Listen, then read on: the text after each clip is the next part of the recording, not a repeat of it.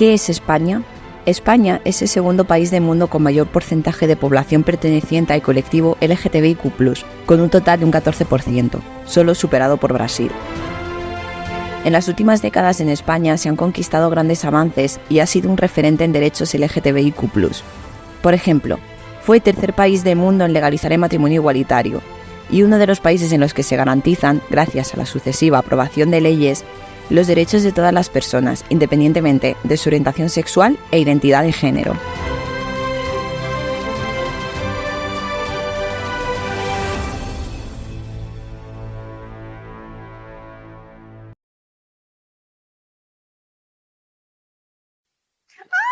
Hola. ¿Qué tal? Cariño, ¿y tú qué tal? Pues muy bien. Joder, ¿cuánto Estoy aquí. tiempo? ¿Cómo estás? Uf, estamos. Un desafío. Está bien, está bien. Es que ¿cuántas horitas de viaje han caído? 5. 5. Es que Sí, a lo cae. mejor ¿Sabes lo que tiene vivir en un pueblo perdido de chica las redes? pueblerina Al que... lado de Torrejón, también te digo. Bueno, claro, eso está muy lejos. ¿Y qué tal por ahí, por Elche? Pues bien, como Bien. siempre. No, Es el orgullo. ¿Hay orgullo o no? hay orgullo, pero lo hacen en septiembre. Ah, Es muy mira, gracioso. Yo creo que dijeron, ya como hay en Malta. muchos colapso en junio, nosotros en septiembre más Suficiente. tranquilitos. ¿Y has notado mucha diferencia de Elche aquí? Muchísima. O sea, allí es como no te salgas mucho de la norma porque todo el mundo mira, Ya. todo el mundo mira, todo el mundo comenta. Luego vengo aquí y es como, qué simple voy. O sea, a lo mejor voy súper estrafalario y es como, uff, qué simple, porque Sí.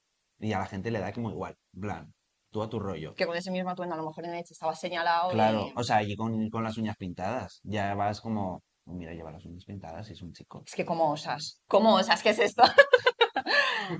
Entonces, sí, hay mucha diferencia en ese aspecto. Al principio era como, pues eso de, no me voy a poner esto porque no quiero llamar tanto la atención, pero bueno, ahora es como, bueno, me da igual, que me miren. Dilo, dilo. Y te quería preguntar también otra cosita. Yo soy mucho de decir la palabra maricón, ¿vale? En vez de tía, tío, pues yo ahora digo la palabra maricón. Pues quiero hablar de la evolución un poco de esta palabra, ¿no? En plan, a priori era como una palabra que se usaba como insulto y yo creo que la habéis normalizado su uso y ahora al final la utilicéis para designaros a vosotros mismos, ¿no? O sea, yo es algo que admiro, sinceramente, que habéis hecho de un insulto algo totalmente normal. Me encanta. Sí, yo creo que, o sea, ya es, define todo, ¿no? Maricón es como todo. Sí Flipping. son. En plan, me lo llamas, ya, Sí, pues ¿qué pasa? me esfuerzo mucho en eso. Mi esfuerzo me ha costado. Claro, o sea que sí, yo creo que al final fue como, intentas hacerme daño con esto, que es lo que soy, porque me va a ofender. Voy a gritarlo que lo soy. Dilo. Yo mi infancia la viví bien, por así decirlo, pero porque la viví un poco desde la ignorancia, ¿no?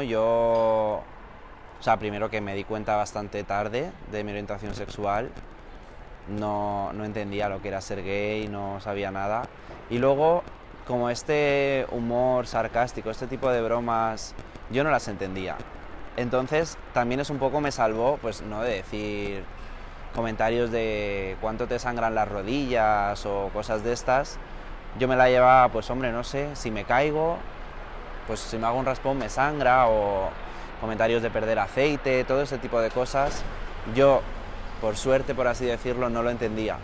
Entonces me salvaba de hacerme ese daño. Luego ya cuando lo entendí fue como, ah, vale. Pero en general podría decir que bien, gracias a esta ignorancia. Bueno, creo que con los años he ido cambiando. Yo en los primeros años, cuando era muy chavala, cuando tenía 20 años así, reaccionaba de manera como bastante vehemente, ¿no? Me sentía como muy... Creo que con los años vamos aprendiendo a medir fuerzas y a saber un poco en dónde están nuestras batallas, ¿no? Entonces, depende de cómo tenga el día. A veces simplemente ignoro el tema. Si es una persona medianamente cercana, que ya pasa menos, pero bueno, si es una persona medianamente cercana o en algún espacio de trabajo o así, simplemente me les quedo mirando muy fijamente y les digo, ¿quieres reformular tu pregunta? Pero bueno, que son estrategias que vas desarrollando a modo de sobrevivencia con el paso de los años. Hola. ¿Qué tal? Bien, ¿tú? Bien, muy bien. ¿Nerviosita? No, No, ojo, ¿tienes ya experiencia delante de las cámaras? más o menos. Ojo. Bueno, tú vienes en representación de la L. Tengo representación de la L y de mí misma. Obvio, obvio. Sí. Cuéntanos, ¿has sentido diferencia de trato dentro del colectivo Sí, bueno, la L siempre ha estado un poquito invisibilizada porque vivimos en una sociedad bastante misógina. En ese sentido, la escala de poder de la sociedad, evidentemente las mujeres pues estamos debajo porque somos personas subalternas, ¿no?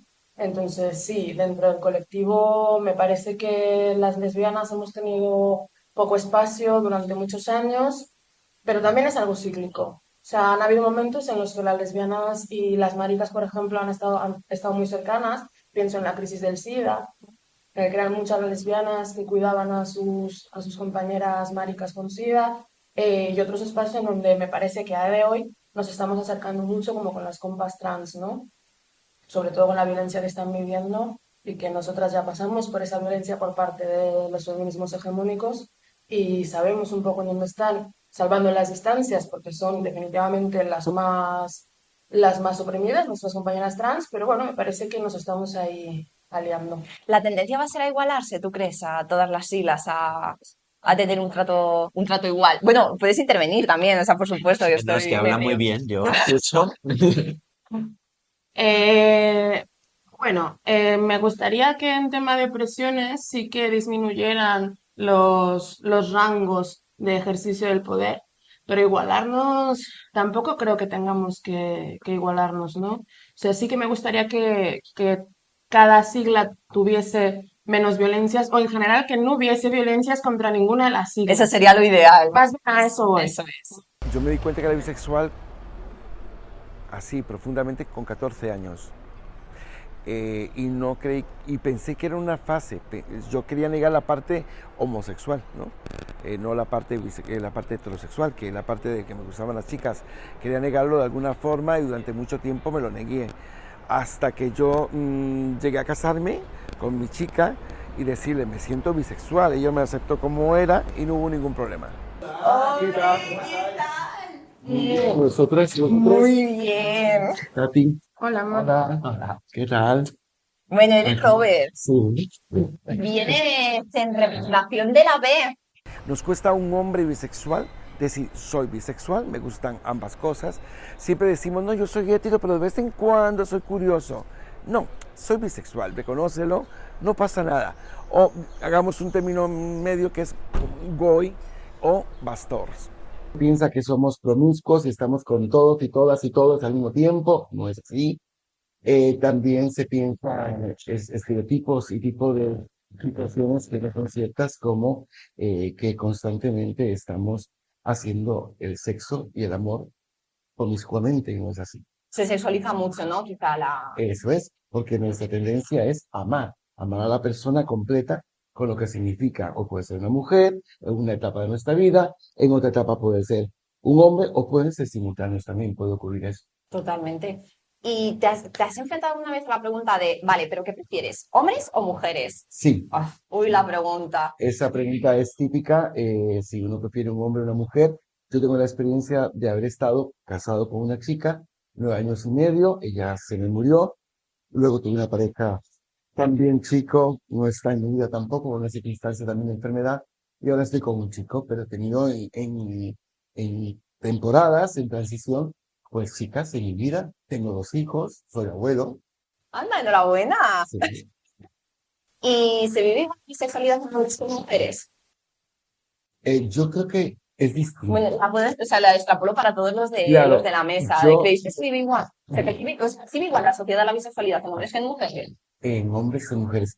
En mujeres, digamos, es más fácil ser bisexual, porque, pues, bueno, con amigas, se van al baño juntas, no hay ese tipo de estereotipo tal vez, aunque ellas sufren la opresión en mujeres. Y la opresión siempre, como dice Tati muy bien, es contra la mujer, siempre. Sea bisexual, sea mujer trans o sea mujer lesbiana.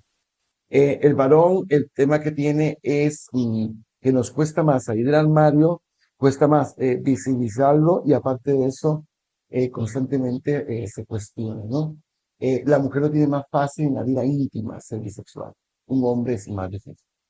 Y la percepción es distinta también.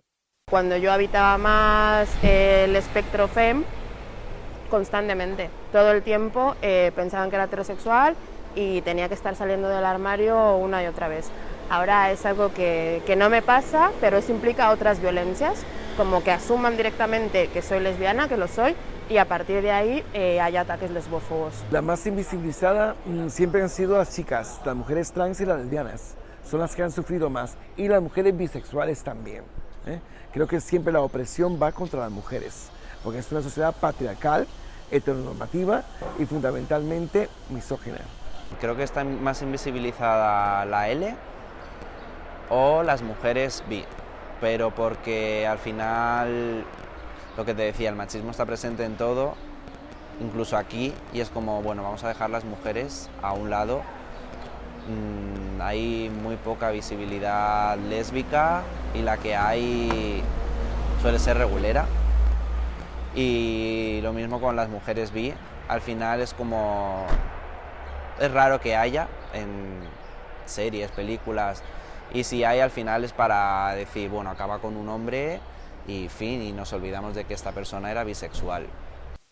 Te defiende mucho la apertura de asociaciones con psicólogos, ya no solo para las propias personas de colectivos homófobas, sino también para las familias, ¿vale? Porque yo creo que muchas veces las familias rechazan al hijo, a la hija o al hije simplemente por puro desconocimiento de por lo que está pasando. ¿Qué opináis? Debería de haber también ese apoyo psicológico a las familias, un poco más que psicológico, divulgativo, por así decirlo. Sí, o sea, yo creo que es algo a la familia, que al final es el entorno de la persona, pues es lo que es lo que está pasando.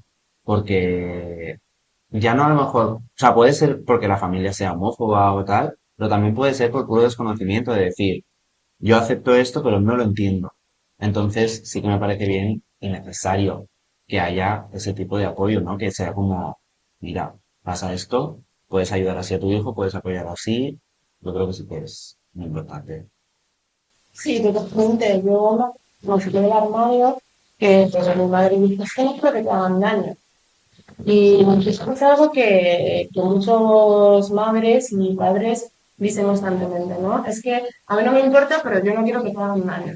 Y es como, me parece que necesitamos recursos, herramientas que les digan a nuestras familias, de las familias de las personas de la comunidad LGTBIQ+, que el problema no es que nosotras ocultemos, o sea, que la solución no es que nosotras ocultar o que tengamos menos pluma, sino que el problema es que es una sociedad con violencias estructurales contra los cuerpos disidentes y las vidas disidentes. Que entiendan que en realidad contra quienes tendrían que ir es contra las personas que ejercen violencia sobre nosotras y no intentar que a nosotras se nos note menos para que no nos hagan daño. Ahí sí que creo que se entiende. El machismo es algo que está presente en la sociedad y afecta a todos los niveles, dentro del colectivo también, de si tienes pluma, si eres más femenino, tu rol sexual. O sea que sí, hay mucho machismo dentro del colectivo, dentro de la G, y tienes que convivir con ello. En el colegio yo estaba muy a gusto porque mi profesora, cuando hacíamos bailes de fin de curso o de navidades, a mí siempre me dejaba vestirme de lo que era supuestamente de chico, ¿no? Y no tenía problemas, y mis amigas, ¿no?, les decía que me gustaba alguna niña, no tenía muy claro, ¿no?, porque también te vas conociendo, ¿no?, como todo el mundo. Y no he tenido nunca problema de que alguien se metiese conmigo. Es verdad que en esas épocas era más que me veían mis amigas ya como un niño que yo el decir que era un niño, pero no expresaba que era un niño, ¿sabes? Entonces, mi infancia yo la veía, cuando peor lo pasaba era, ¿no?, a lo mejor de tener que salir un domingo con tus padres cuando eres pequeño y tenerte que poner ropa con la cual no me sentía identificado para nada. Eso sí que me hacía sufrir bastante. Pero con lo demás no tenía problema, pero porque tampoco expresaba verbalmente soy un niño, ¿no? Hola, ¿qué tal? ¿Qué tal?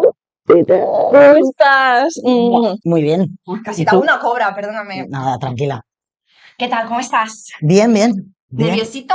No, ahora estoy más tranquilo. ¿Sí? Sí, Ah, vale, un montón, vale, más un tranquilo. montón. Bueno, vienes en representación de la T. Exacto, de la T. ¡Qué Fuerte, carga! fuerte, Fuerte, fuerte. fuerte la T. Madre mía. Bueno, lo primero, yo quiero desmontar un tabú, ¿vale? Vale. Desmontar un estigma que yo creo que está muy asentado en la sociedad, que ¿es necesario hormonarse para ser una persona trans? No, no es necesario hormonarse y ahora con la ley, ¿no? Que muchos quieren tumbar, no es necesario hormonarse, ¿no? O sea, existimos personas trans que hemos tomado esa decisión y hay personas que son trans que deciden no hormonarse y es igual de respetable. O Totalmente, no sea, dejas de ser totalmente. menos trans por... Sí, y es que y ahora se puede, ¿no? Es que cuando yo empecé no había ni siquiera esa opción. Entonces, ¿Y cómo fue empezar el proceso de transición? Porque me imagino que información hay muy poquita sí, sobre cómo afrontar el proceso y tal. Entonces, ¿cómo fue un poquito empezarlo? ¿Cómo... pues a ver, yo fue en el 2011 que me enteré mediante un amigo que tenía un amigo que llevaba años transicionando, que existía en el Ramón y Cajal, pues una unidad de identidad de género. Y, o sea, no lo sabía ni siquiera mi médico, porque yo le preguntaba, ¿no? Un poco por esto. Y, y nada, y yo fui allí, me explicaron un poco que tenía que pasar primero por una pregunta de un psiquiatra, Hostia, que la pregunta fue muy sencilla, ¿eh? También te digo, o sea, ¿qué simplemente te dijo? creo recordar fue algo como de cómo me sentía yo, no fue mucha más historia. Y luego estuve con una psicóloga durante un año y De de la ahí, seguridad social. claro, mediante el Ramón y Cajal, que es todo mediante la seguridad social. Y de ahí yo empecé a hormonarme. Lo que pasa es que tenías que estar por ley 2 años hasta poder cambiarte, bueno, proponer cambiarte el nombre. Ujú. Y entonces ahí lo ve un señor juez que no te conoce de nada y decide si eres apto o no. Apto para cambiarte el nombre. Sí, sí, si quieren te lo podían tumbar, ¿no? Esa opción. Pero claro, tú ya no te sientes identificado con lo que se llama el dead name, digamos, ¿no? El dead name es como el nombre anterior a transicionar. No, no, mi nombre anterior no me siento nada. No, no, claro, y en ese momento por eso digo que los 2 años eran una Claro. ridiculez, porque no me sentía, ¿no? O sea, yo tampoco sabía quién era Víctor, ¿no? Tenía que empezar a conocer, pero sí sabía quién no era, ¿sabes? Total. Entonces, claro, te tiras 2 años, por eso la ley es tan importante, porque ahora no hace falta.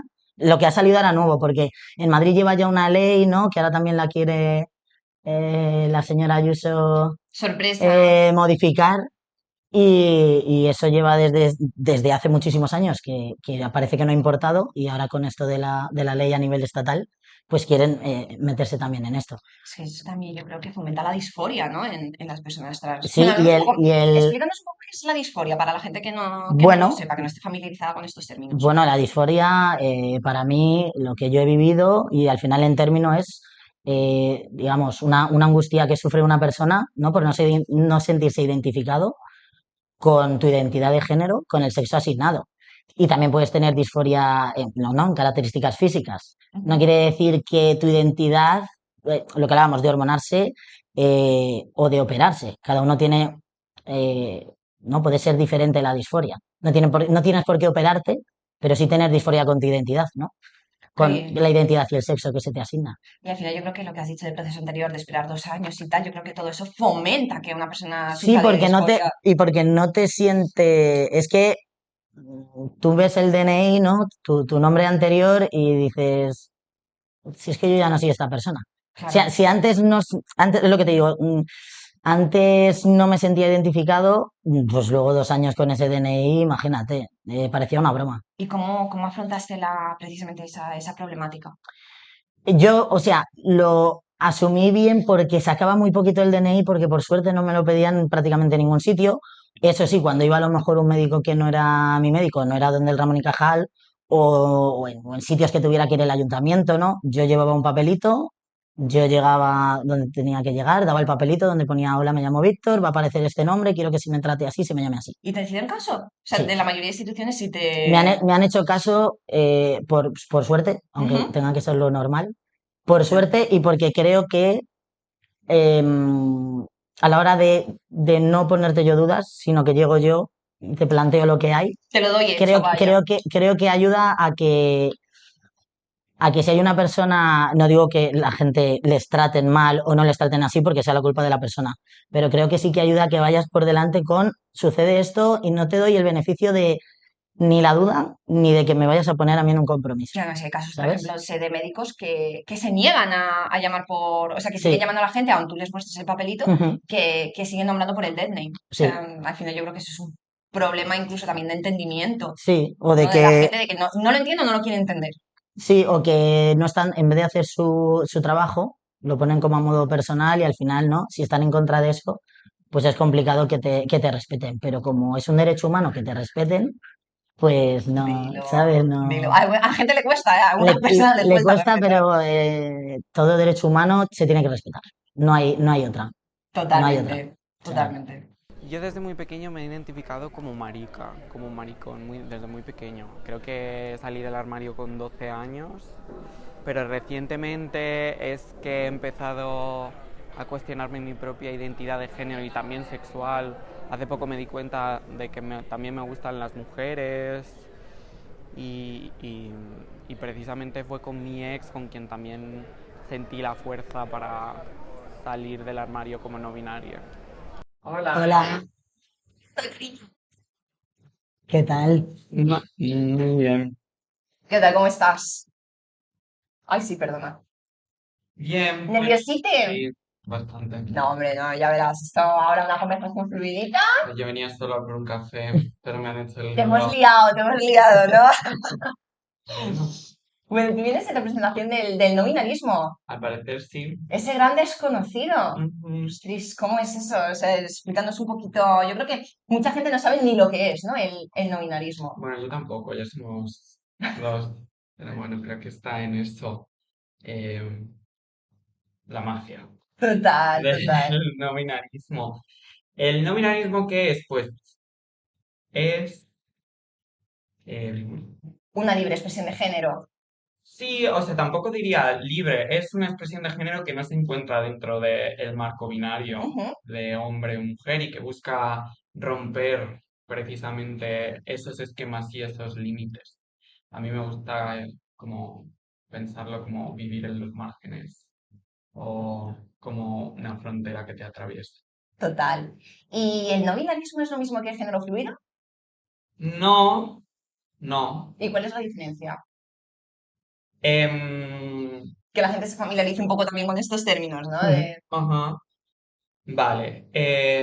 El género fluido. O sea, creo que es como un espectro, por decirlo de alguna manera. Al fin y al cabo estamos hablando de términos identitarios y de vivencias, que es muy importante y que obviamente van a cambiar dependiendo de quién las esté diciendo, narrando. Es decir, cuando yo digo que soy no binario, no binarie, es porque no me identifico ni con el término mujer ni con el término hombre. A lo mejor alguien que se identifica como un género fluido se va moviendo entre Ujú. esos dos Ujú. extremos. Pero, por ejemplo, yo uso pronombres él, ella, precisamente porque también me muevo entre diferentes espacios en donde em, me perciben de manera distinta. Entonces, creo que no hay una división concreta Ujú. entre una cosa y Sí. otra. O sea, Vale.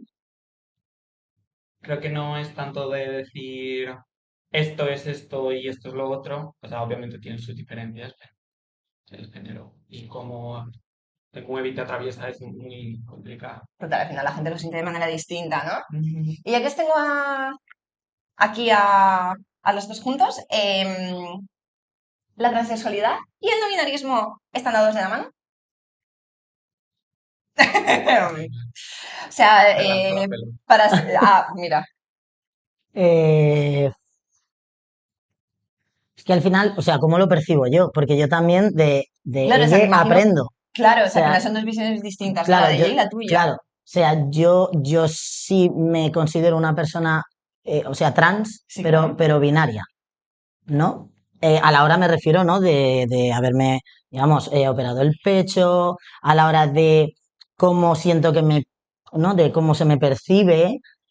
También yo he aprendido mucho mediante conocer personas, ¿no? Como tú o como las personas que han venido hoy, de también de, digamos, el lado que yo quería esconder. Cuando yo digo femenino, ¿vale? Es a lo mejor una energía por dentro que yo siento y gracias a ver evolución, porque esto es evolución, aunque la gente piense que es ir hacia atrás, para mí es evolucionar. Entonces, claro, no sé si van dados de la mano, pero a mí me han hecho ver también, ¿no? Como de decir, bueno, yo me considero hombre, pero como que ya no me molesta, no me importa también si me llaman en femenino, o ya como que podría considerar mujer, no pasa nada, ¿sabes? Y todo eso ha sido Sí. mediante esta evolución también. Entonces, ¿dados de la mano? No lo sé, al 100%, no todo, en todo esto 100% no hay nada, son vivencias también, pero, pero sí he conocido gente que es trans y se siente no binaria, Claro, ¿sabes? o sea, Otra cosa es que, claro, mi vivencia es diferente, pero y no, cada uno vive el proceso de manera claro, distinta, o sea, al final yo creo que cada entonces, persona es un mundo, ¿no? claro, entonces es muy bonito ver personas trans, ver personas, yo para mí es personas trans que no tengan nada que ver con cómo yo empecé la transexualidad, que era de, no, esto es ser hombre, ¿no? Es que claro, ¿qué es ser hombre? No es que ya, Claro, claro, o qué es ser mujer, o qué claro, es ser no binario. Es que claro, partimos de esos estigmas, ¿no? Que claro, están muy asentados y yo creo que hay que romperlos, claro, sinceramente. sí, sí, sí, sí, sí. Ya, y esto de que buscar que te entiendan. Yo sí siento que van un poco de la mano, pero porque también que siento que tienen muchas experiencias en común y que se interseccionan, ¿no? Em, o sea, conozco a gente no binaria que se hormona, por ejemplo, buscando encontrar un cuerpo que consideran idóneo para ellos. Y hay como muchos puntos en común, que obviamente no es lo mismo, pero que sí comparto. Justo antes hablábamos de la disforia, tú también lo has medio sacado. ¿Tú has tenido alguna vez esa disforia?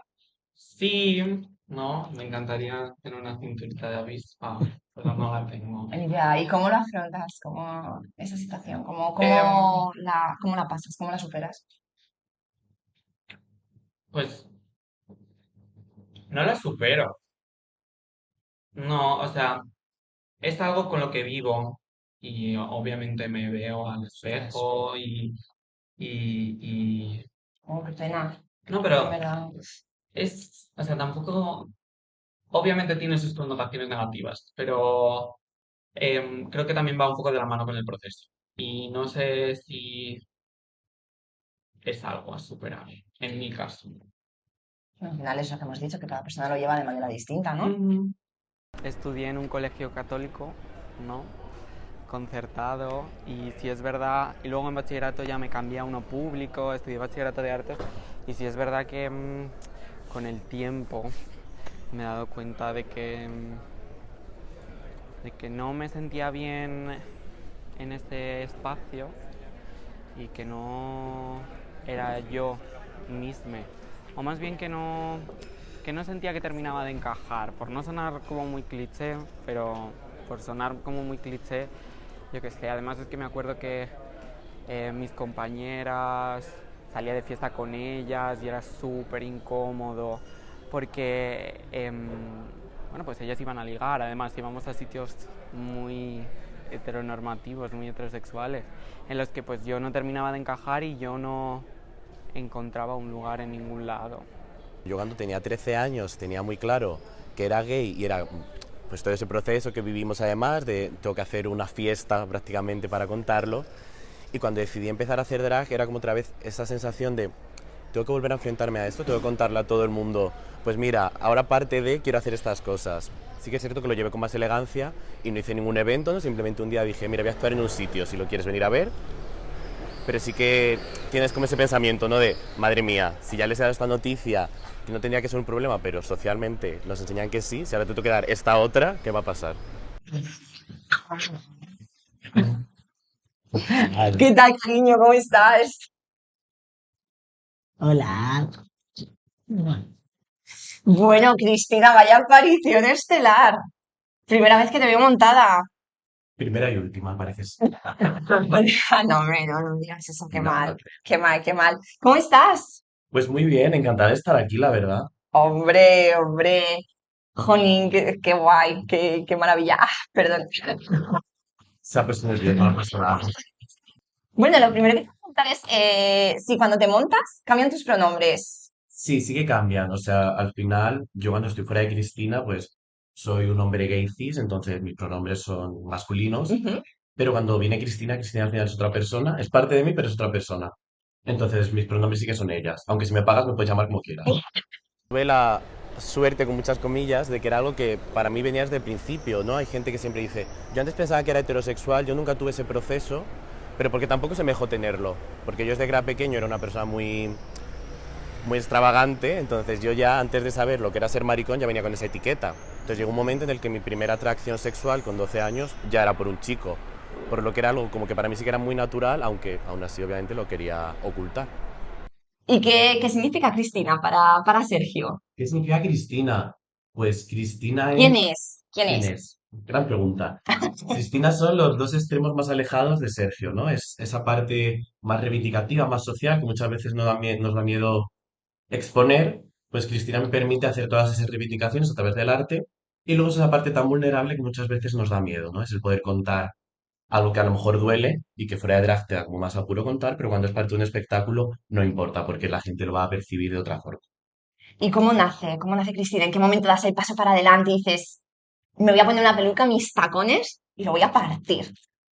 Pues Cristina nace un poco de esa necesidad de querer contar algo y no encontrar un espacio que escuche.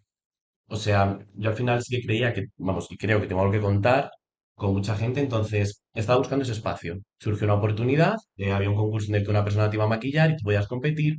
Y yo, en ese concurso, la primera canción que hice fue una canción de Sia que habla sobre el suicidio, que es Chandelier. Y dije, mira, la gente lo percibe como un espectáculo y lo disfruta y aún así se quedan con el mensaje de no estás solo. Entonces nace un poco de esa necesidad de querer contar algo del ámbito social, pero también desde que la gente lo pueda disfrutar, que no sea una tragedia tras otra. Además, o sea, yo investigando tu carrera y tal, tienes un show que se Carrera. llama ¡Hala! Bueno, Baby Drag, pero ya con tablas, ¿eh? Ya experimentada. Tienes Diversity Drag, que es un show Ujú. precioso en el que interpretas una canción en lengua de signos. O sea, también te acercas a otra minoría. O sea, qué bonito. ¿Cómo surge esta idea? ¿Cómo surge? Bueno, porque yo empecé hace 10 años a trabajar con personas con discapacidad o diversidad funcional y di con muchas personas con problemas de comunicación. Entonces yo decidí formarme en la lengua de signos y otros sistemas y aunque mi lengua de signos es una adaptación, no es una lengua de signos súper fiel, porque al final creo que tiene que tener una parte artística, creo que nos acerca a todos a conocer otras realidades, ¿no? Hay veces que me gusta hacer eso en plan, mirar, no voy a hablar durante 2 minutos, lo voy a de signos, para que tengamos esa perspectiva desde el otro punto, ¿no? Es decir, vale, hay gente que vive así todos sus días, hay gente que está viendo algo y no sabe lo que está pasando. Y creo que también nos aproxima ya no solo a las personas sordas, sino a cualquier persona con discapacidad. Al final es un apoyo. Total. Entonces, de ahí nace. ¿Qué acogida ha tenido este show? La verdad que muy buena. Sí. La Sí. gente no se lo espera tampoco, ¿no? Cuando... La gente cuando ve normalmente una drag queen, una travesti, se espera que todos sean chistes sexuales, que los puede ser, son muy acertados, muy apropiados.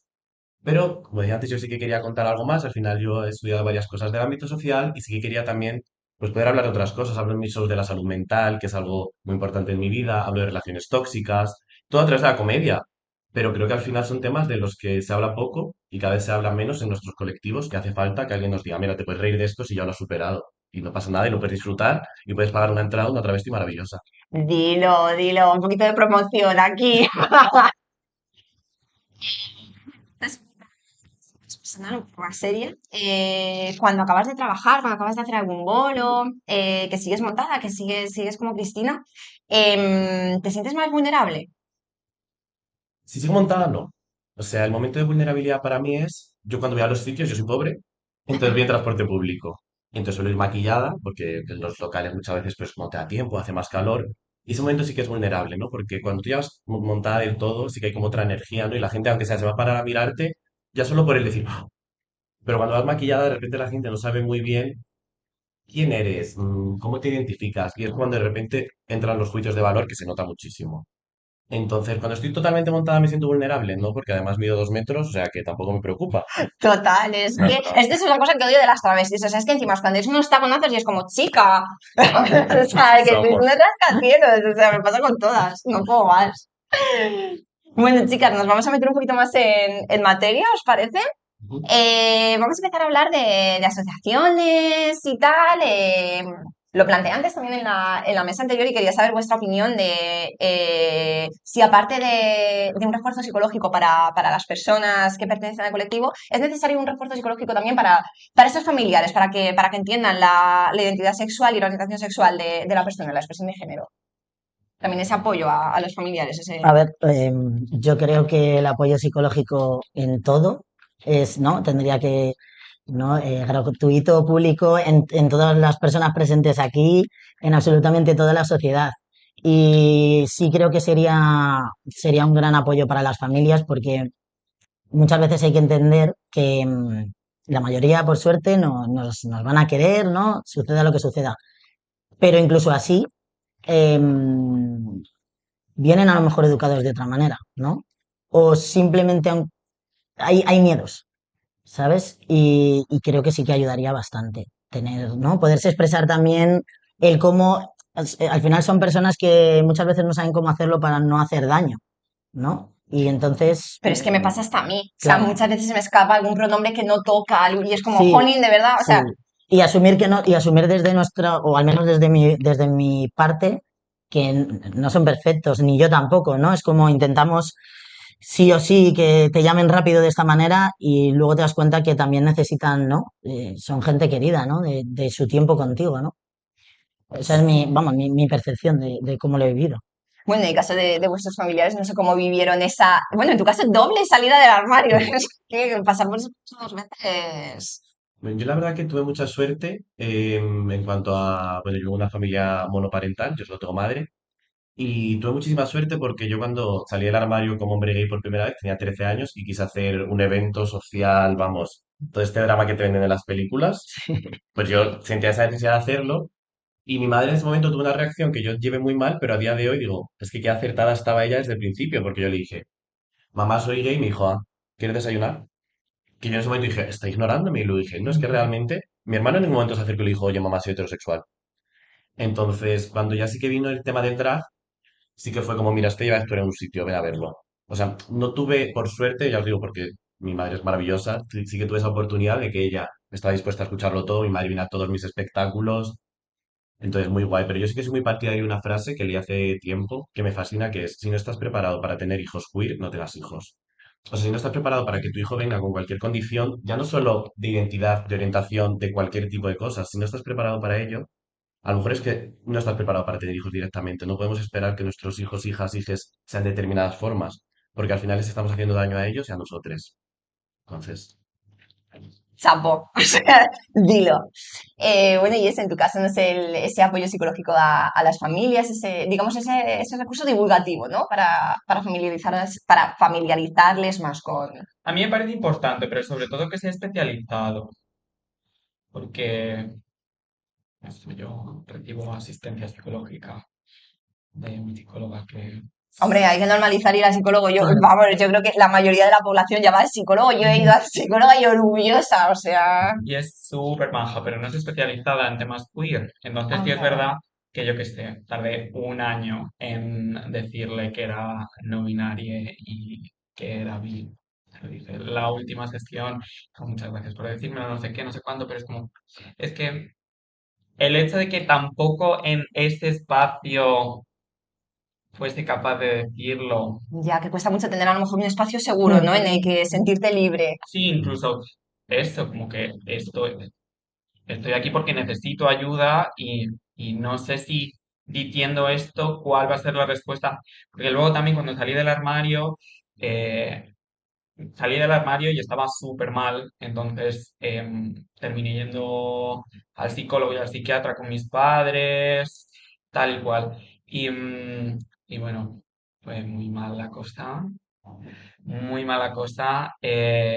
porque básicamente les dijeron que yo estaba pasando una fase y en aquella época ya había salido del armario como marica, como un maricón Y claro, lo que le dijo la psicóloga en aquel momento era que simplemente eso, que era una fase y que todo lo que me estaba pasando era un poco por llamar la atención.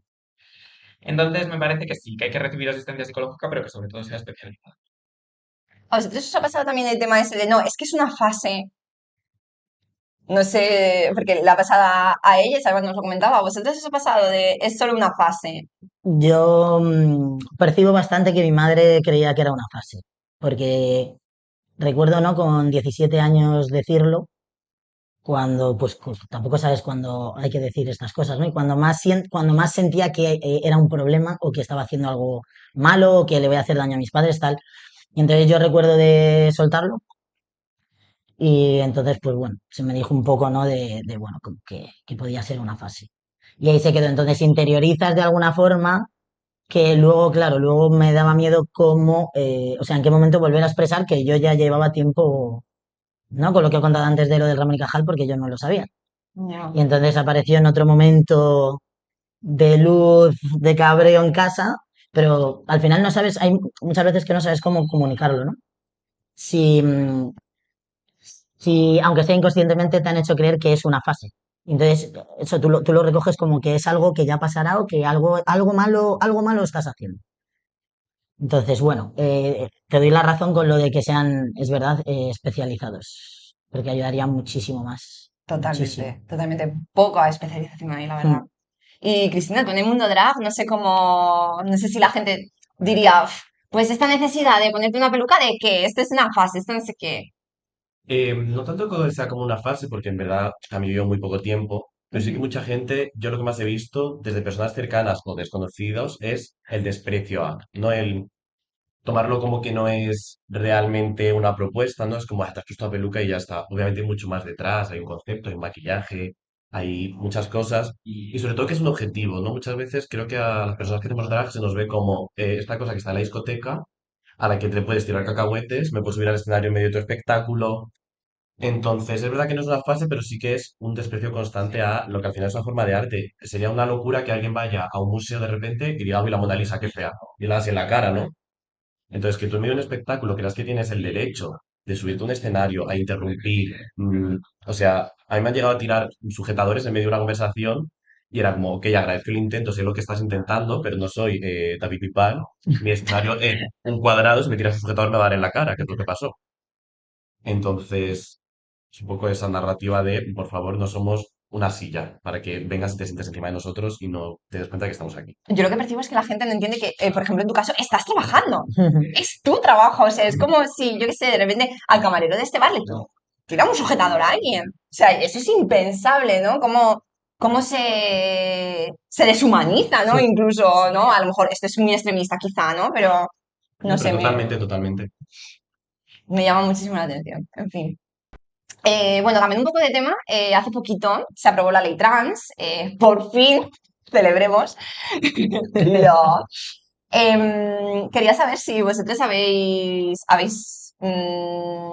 habéis beneficiado ya de la ley que se ha aprobado, si habéis tenido beneficios en vuestra persona y en general si los habéis percibido en el colectivo. Contadme un Yo lo he poquito. percibido más, digamos, fuera. Ujú. O sea, yo es que considero que soy un privilegiado. Primero, por ser hombre trans. No percibo para nada eh, que las mujeres trans mm, tengan el tipo de privilegio que yo por ser hombre. O sea, yo eso tengo que decirlo. Yo por ser ahora hombre, noto muchas menos miradas, noto mucho más, ¿cómo decirte? Más que digo esto y como que no se enfrentan mucho, ¿sabes? Eso me da Meter mucho miedo. patriarcado ahí. Efectivamente. Es que ahí entra, claro, ahí entra el machismo, la misoginia, entra todo. Entonces, bueno, pues de una amiga mía que tiene un nene trans que es menor, y ella, por ejemplo, pues feliz de que su hijo para el cambio del nombre no tenga que pasar a lo mejor los 2 años que yo pasé y todo esto que haya que pasar. Y ahora, claro, también tiene mucho miedo de que todo eso se quiera tumbar si, ¿no? Si Eso llegan no al pasa. poder quienes quieren llegar y quitar todo esto. Entonces yo sí creo que es un avance muy, muy positivo, ¿no? Yo de verlo desde por dónde he transitado yo a que por fin se pueda hacer de estas formas, digo, gracias, porque bueno, todos hemos sido aquí niñas, niños, niñes, ¿no? Y sabemos un poco lo mal que se pasa con todo esto. Al final, entonces nos merecemos una infancia feliz, ¿no? Que dicen que Claro, es como la sí, mejor etapa de la vida, ¿no? Pues yo sí, creo que muchas total. personas no la disfrutan por eso mismo, Sí, ¿no? y que la Quizá. gente no es consciente que para mí, en mi caso, los niños trans existen, ¿no? Yo hay gente que le digo, he tenido una infancia. O sea, se te está olvidando que he tenido una infancia. No es de llegan ahora los niños y ¡buah! De repente ahora, no, que yo he sido también un niño pequeño, ¿sabes? Total, total. Bueno, vamos al movimiento feminista. Vale, aquí hay una cosa que está últimamente en auge, por desgracia, las llamadas TERFas, ¿vale? Ese movimiento feminista trans excluyente. ¿Por qué está tan arraigado últimamente? ¿Qué está pasando? O sea, no se lanza bien el mensaje, no sé, hay algo que se nos escapa, ¿cómo podemos parar ese movimiento? Porque se están dejando a un sector de la Mm, sociedad muy importante. A ya, muchas personas se están dejando atrás. ya, yo es que, o sea, lo que al menos percibo o pienso, ¿no? De esto es que al final, ¿no? Hay un mensaje ahí de decir, ¿no? Hay que no abolir el género, ¿no? Todo esto, pero luego cuando conozco personas o no binarias, género fluido, tal, o sea, siento que tienen en parte ese mensaje también, ¿no? De decir, y entonces cuando veo esos discursos de odio hacia esto, digo, no lo comprendo. O sea, si se quiere abolir con esto, ¿por qué? ¿No? ¿Por qué se está machacando tanto, sobre todo a estas personas? ¿O por qué si yo decido operarme es mediante el capitalismo, mediante... No, al final es una vivencia mía también. Entonces, no sé qué sucede ahí, pero sé que además quien se está subiendo al carro es las personas, o en sí para mí, digamos, el cáncer de todo esto, ¿no? Que realmente es machismo, misoginia, el capitalismo, contra todo esto hay que luchar, ¿no? Juntas. Y veo que, claro, a este carro quienes se suben también, ¿no? Ahora hay gente que es homófoba, trans excluyente de siempre, que se sube al carro de estas feministas, cuando ellos no han sido feministas en su vida, ¿no? Entonces al final se está creando ahí un odio, mm, pues que a mí me da miedo, ¿Podemos la verdad. considerar feministas a estas personas? No, lo que pasa que ellas, claro, yo Bueno, para mí, o sea, las claro, preguntas ya son abiertas, o sea, sí, podéis sí, sí, responder todas. sí, sí. ¿Podemos considerar feministas a estas personas? ¿Son realmente feministas? A ver, yo como persona cis desde fuera, que no quiero meterme donde no me corresponda, No, lo no, que sí sí, sí, puedo, lo tú que sí que métete. veo y lo que sí percibo en estos temas es que en cualquier tipo de lucha, en cualquier tipo de reivindicación, si decidimos seccionar a una parte de los colectivos y dejarles fuera, estamos haciendo lo que nos está haciendo la mayoría. Entonces es como si no de repente una persona llega y dice, no, esto está muy mal lo que me estás haciendo a mí, te voy a hacer yo a ti. Al final es una cadena de maltrato y de odio que siempre va al más débil. Entonces, claro, al final vamos reduciendo, ¿no? Ese círculo de ahora yo se lo hago al siguiente, hasta que llega un punto que estamos dándole la razón a esa mayoría, porque están consiguiendo seccionarnos, dividirnos, y al final es eso, estamos consiguiendo que el feminismo, cuya idea es la búsqueda de igualdad entre derechos, entre todas las personas, sin importar el sexo asignado o la identidad de género, de repente esas personas les estamos dando otra vez como esa razón, ¿no? De no, ahora te voy a discriminar a ti porque considero que tú no eres esto. O sea, no es la búsqueda de los derechos de todo el mundo. Entonces, ¿cómo vamos a buscar los derechos y la igualdad para todo el mundo si a ti te digo que tú no tienes acceso a ello? Totalmente, dilo, o sea, eso es lo que no Ujú. puedo estar más de acuerdo.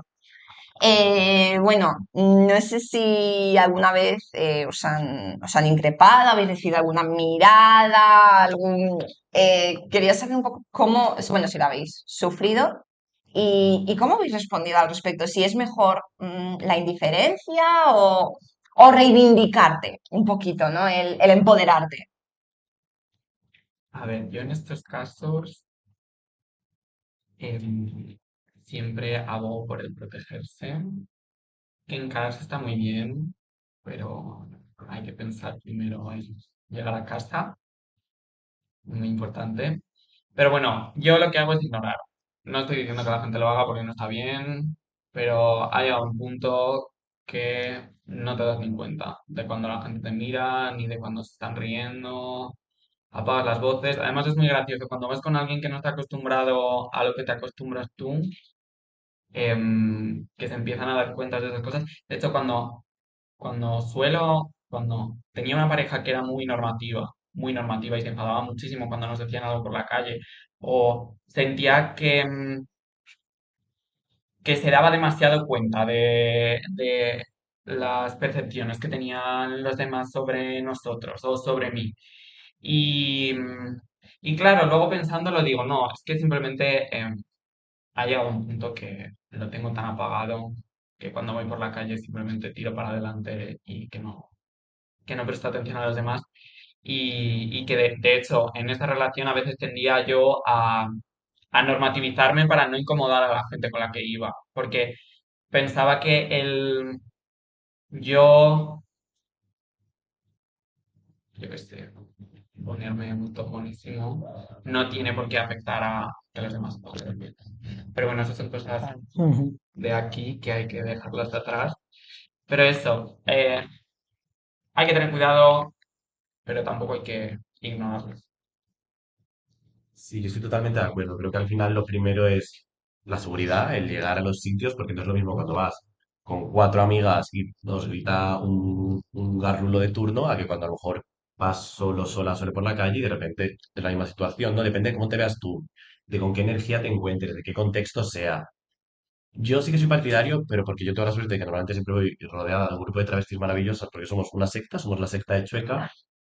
Entonces, claro, primero que la gente no se atreve a decirte nada. Sí, a lo mejor te miran, pero bueno, también te lo tomas como en plan, claro, ya ¿Cómo quisieras. no me van a mirar? No, pero sí que es cierto que al final alguna vez nos hemos tenido que enfrentar a ello, pero porque nosotras partimos primero desde el grupo que vamos desde una parte de decir, vale, sabemos que no va a suponer un riesgo, me refiero, puede pasar cualquier cosa, pero te da cierta seguridad el decir, vale, aquí están mis amigas, están mis hermanas, sé que si pasa algo, no estoy sola. Entonces, soy partidario de hacer lo que al final a ti te haga bien. Si te va a suponer, incluso aunque sea una situación en la que tú te ves capacitado o capacitada para enfrentarte, pero te va a suponer un malestar durante 3 semanas, no merece la pena. Yo creo que el problema es que nos estemos haciendo este tipo de preguntas a día de hoy y no porque esa persona nos está insultando. ¿Sabes? Creo que el foco debe ser en, no vamos a educaros a vosotros en no agredir, no en que a mí no me agredas, porque yo vivo en el mundo como cualquier otra persona y lo importante es que tú entiendas que no porque yo exista, tú tienes ningún derecho a intentar que no exista. Totalmente, totalmente.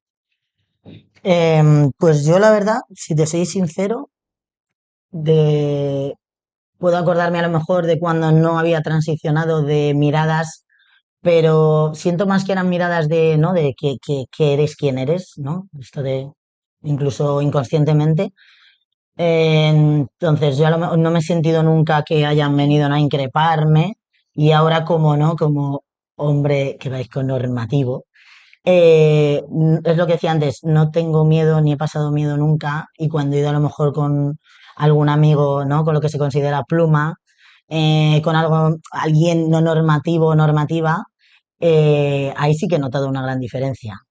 Y yo he tenido que respirar bastante, ¿no? Lo que decías tú con tu novio normativo de yo percibir eso y mi amigo pues decirme, déjalo. ¿No? Como esto. Entonces, yo para mí es verdad que te tienes que al final intentar salvar, pero también hay momentos de decir, es que, ¿no? ¿Por qué tengo que estar pasando esto? ¿No? Totalmente. Entonces, siempre intentar estar a salvo pues porque hay gente que le da igual realmente dejarte ahí como sea. Los hombres gays tenemos la hegemonía, ¿no? Somos los que se nos ven más partes, los más representados, que luego obviamente dentro de cada sigla tenemos todo el desglose, ¿no? Tenemos hombres gays que hacen drag, hombres gays que tal, pero es que creo que a lo mejor las más invisibilizadas son aquellas que ni siquiera aparecen dentro de las siglas muchas veces, ¿no? Las personas intersexuales, las personas no binarias, al final son personas de las que muchas veces se habla, pero ni siquiera ponemos cara a esas identidades, nadie nos explica en qué consiste eso. Entonces, creo que son las más invisibilizadas y luego creo que hay otras que, aunque no son invisibilizadas, son las más victimizadas, o sea, no las más victimizadas, a las que más víctimas hacemos, como las personas trans, que todo el mundo sabe lo que es una persona trans y creo que por ello es la sigla la que posiblemente más violencia sufra de todas. Las plurisexualidades, como las personas bi, las personas trans y dentro del paraguas trans supongo que las personas no binarias. Yo creo que precisamente lo más invisibilizado es lo que se escapa de el marco binario. Bueno, os quería ya, así como para cerrar un poquito, plantear una duda. ¿Ser homófobo se puede ser homófobo y progresista de izquierdas? Uy, la pregunta, ahora sí. Pregunta. Eh, uh, ¿Qué se puede hacer para paliar ese problema? O para exterminarlo directamente. Interseccionalidad. Sin interseccionalidad, a mí me parece que las luchas no tienen sentido. Yo conozco también muchos casos, como que acaba de decir Roberto, de propia madre, que ha sido siempre una persona muy izquierda, se entiende por supuesto, pero que yo hiciera en mi cama tenía que quedarse ahí, tenía que tener aquí un poco contándolo por el mundo, eh, o ya no, gente que dice que bueno, que la homosexualidad es una práctica burguesa. Pero bueno, creo que la interseccionalidad es un poco lo que nos puede salvar en eso, ¿no? Entender que la transformación social solamente va a ser posible en tanto que entendamos todas las dimensiones identitarias de los colectivos, de los movimientos sociales y de las personas que los componen. Porque todas estamos atravesadas tanto por opresiones como por prejuicios. Y si no entendemos esto, si no entendemos que las identidades son múltiples, si no entendemos cómo nuestra identidad y orientación sexual está determinando nuestra posición de clase, si no entendemos que la racialización está afectando también a nuestra identidad y nuestra orientación sexual o nuestra expresión de género, si no entendemos que la edad, si no entendemos el proceso migratorio, si no entendemos que todo es parte de una sola cosa, no vamos de verdad a avanzar hacia ningún lugar, ¿no? Entonces sí que creo que hay que situarnos, que hay que mirarnos, que hay que trabajarnos, mirarnos los privilegios, porque en la izquierda blanca hay muchos privilegios que no se han trabajado todavía y que tenemos que empezar ¿no? A darles el rol, o sea, que espacios como estos son importantes justo para que quienes nos estén viendo paren un momento y digan, pues mira, yo esto no me lo había planteado, ¿no? Entonces, creo que el trabajo va por ahí. Sí, estoy totalmente de acuerdo contigo, o sea, sí, total. Y ahora, bueno, yo he oído a gente decir que, bueno, gente que pertenece al colectivo, decir que vota a la derecha. ¿Cómo es posible esto? O sea, ¿qué les pasa en la cabeza? Síndrome de Estocolmo. El síndrome de Estocolmo, pues, profundamente. Yo no tengo otra forma de explicarla, ¿no? O sea, son personas tan normalizadas y normativizadas, con cuerpos tan disciplinados, con tantos privilegios, porque es curioso qué personas del colectivo votan a la derecha y por qué votan a la derecha. O sea, es como cuando tú te vas a un bar de lesbianas en Sueca y todas tienen el pelo largo, planchado y te miran raro. Yo me acuerdo hace muchos años, yo iba a rapar, bueno, hace poco, pero yo iba a rapar al cero, yo tengo una expresión de género muchísimo más masculina y entramos a un lugar de Sueca y claro, todas voltean a mirarme en plan de esta persona, ¿no? O en las aplicaciones de ligar, donde ponen solo chicas femeninas o los compañeros maricas, ¿no? Masculino o masculino, que es como, o son privilegios. La gente del colectivo que vota a la derecha o que defiende según qué cosas, pues lo único que quiere es no perder sus privilegios, ¿no? Y ojo que está muy relacionado con el privilegio blanco y el privilegio de clase, en donde además están completamente armarizados. Muchísimas de estas personas que van a Chueca los fines de semana, entre semana están en trabajos en donde están completamente armarizados y la gente no sabe que pertenecen al colectivo LGTBI. Entonces también tienen un problema de homofobia interiorizada bestial. Luego pasa lo que pasa. Total. Claro, es eso, 100% privilegios. Yo, por ejemplo, una vez, ¿no? Con el chico gay, me decía, es que yo no considero que haya tanta homofobia como decir, como para salir siempre a luchar o tener miedo en la calle. Y yo decía, cariño, pero es que si tú te vistes en tu casa, coges un Uber que te deja en la puerta de la discoteca, entras a tu reserva VIP con tus amigos y luego coges otro Uber que te lleva a tu casa, claro que no hay miedo. Así yo tampoco tengo miedo, pero yo, que no tengo un duro y me voy andando o en transporte público, vestido, tranquilo y vestido, me meto en el peor antro que haya, donde me dejen pasar si es que me dejan, y luego vuelvo a mi casa a las tantas de la madrugada, es como, pues yo sí tengo miedo. Tú tienes un privilegio que no estás viendo y por eso votas a la derecha. Porque no, o sea, no ves tus privilegios. Dime luego, esa gente también se beneficia de todos los derechos que se están consiguiendo, ¿no? Desde el sector de la izquierda. Entonces, bueno, para lo que queremos, ¿no? Solo para lo que queremos. Totalmente. Y ya para ir cerrando, quería pediros una cosa un poquito más íntima, ¿vale? Que es que landéis un mensaje a las personas que se han podido sentir identificadas con vosotros. ¿Qué mensaje le lanzaríais a esas personas que a lo mejor están todavía atrapadas en el armario, que no saben cómo salir? ¿Qué mensaje le transmitiríais? Que no están solas, eso lo primero. Que hay una vida ahí fuera esperando que yo creo que no se quieren perder y que es de justicia que no se la pierdan y que se cuiden siempre entre ellas haciendo comunidad. La fuerza más grande de las disidentes sexogenéricas es nuestra comunidad. Tenemos otra forma de hacer las cosas, tenemos otra forma de vivir y otra forma de relacionarnos. A los homófobos lo que les molesta no es que fallemos con personas del mismo sexo, sino que construimos alternativas de vida posibles y capitalistas, comunitarias, en donde ponemos los cuidados en el centro. Llevamos décadas haciéndolo, si no, no habríamos sobrevivido ni a la pandemia de SIDA, ni a la pandemia de COVID, ni a un montón de cosas. Entonces siempre, siempre en colectivo y con mucho orgullo. Y sobre todo, los que son bisexuales, busquen un término nuevo que se llama hoy, bastar. Los bastardos también puede ser gente que se considera gente, ¿no? Que puede darse paso de sentirse atraído por hombres, abrazar, amar, querer y liberarse un poco. A ver si dan el paso con, que es también interesante, es un movimiento que hay dentro del montón de colectivos para la que quiera dar un paso primero. Existen incluso masturbatorios para hombres, aunque son muy capitalistas, pero existen. Es decir, que se liberan, que se puede ser feliz amando a quien quiera. Y lo de Bueno, todo lo que han dicho ellas y sobre todo que se cuiden a ellos mismos, que se tomen sus tiempos, que no se pongan más presión de las que ya nos pone la sociedad y, y que eso, que cuando esa gente esté preparada, pues aquí tiene una comunidad muy bonita para arroparles y ya está.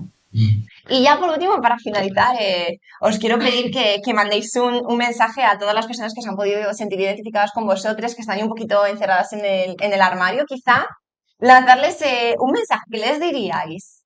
¿Yo? Sí, bueno, una a una, ¿no? Venga, vamos en Madre filita. mía. Venga. Soy yo. Eh, no sé, cuidaos. Y, y es difícil, pero se sale. De lo queer, no. No queremos salir de lo queer. Vale, pues yo algo que creo muy, muy, muy importante, que sepan que no están haciendo nada malo. No estáis haciendo nada malo. Creo que eso es súper importante. No es nada, o sea, no sois ni engendros como que piensan muchas personas y que tenéis derechos, sobre todo. O sea, tenéis todo el derecho del mundo a ser quienes sois. Anticámaras. No, a ver, respeta tus procesos, respeta tus decisiones, tus sensaciones. Nada está pautado. Puedes tomar las decisiones cuando las necesites tomar, da igual que tengas 3 años, 30, 60, 90. No vas a dejar de ser parte de un colectivo. Y lo más importante es eso. Cuídate, chequéate y recuerda que para cuando estés preparado, o si ya lo estás y estás en nuestro mundo, vas a encontrar gente maravillosa que va a ser tu nueva familia, porque aquí estamos nosotros esperando para abrazarnos. ¡Qué bonito! Chicos, muchísimas gracias, de verdad. Sí. Espero haber podido conseguir ese espacio seguro, ese altavoz, daros voz y de verdad que muchísimas gracias, de verdad. A ti, corazón. ¡Ay! Muchísimas gracias, de verdad. ¡Buah, qué fuerte! Todo lo que están haciendo en España.